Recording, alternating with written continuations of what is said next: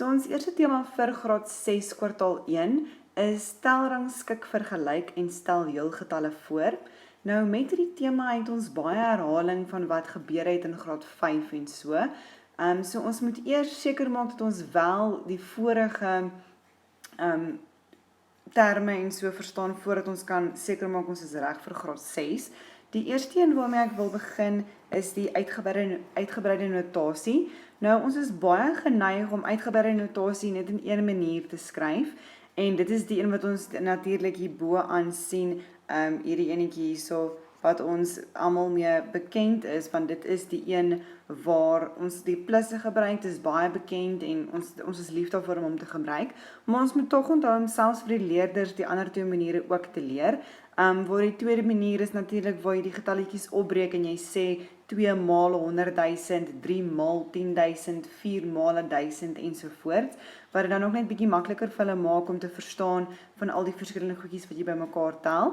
Dan die laaste manier wat ons het, is waar jy sê 200.000 is, plus 3 10.000 is, plus 4.000 en so aan. Wat net baie belangrik is by die laaste ene, is dat ons onthou dat alles net in hoofletters moet wees. Ons moet net onthou dat ons alles in hoofletters moet hê, anderste het ons desimale getalle wat ons dan voorstel as daai nie in hoofletters is nie.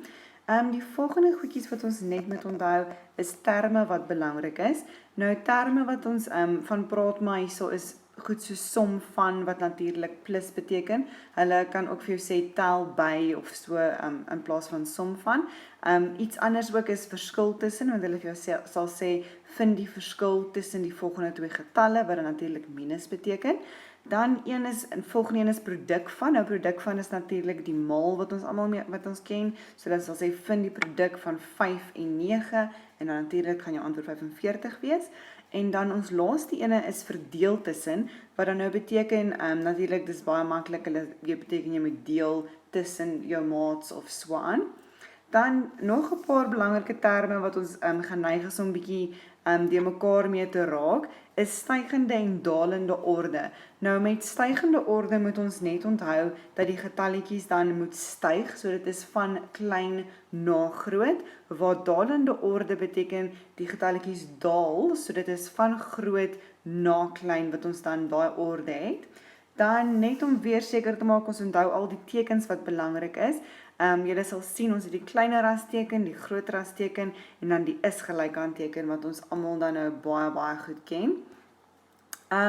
Dan net volgende wat hulle ook gevra kan word is dat jy iets soos 'n getalle string of 'n getalle ry of so moet regmaak, wat dan beteken jy gaan sê nou maar hulle gee vir jou iets soos hulle begin met 'n getal soos 85.999, dan gee hulle vir jou so 'n stringetjie en hulle sê vir jou minus 100 en dan moet jy nou vir hulle die volgende ontbrekende getalletjie gee in hierdie getalle string.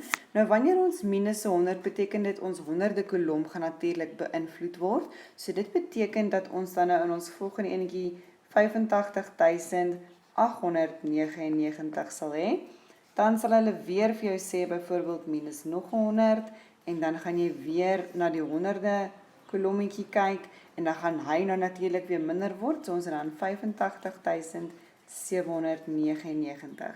So dit is een manier wat hulle vir jou kan vra om te plus of te minus of selfs te maal of te deel in so 'n getalle stringetjie of 'n getalle lyn wat hulle dan vir jou sal gee.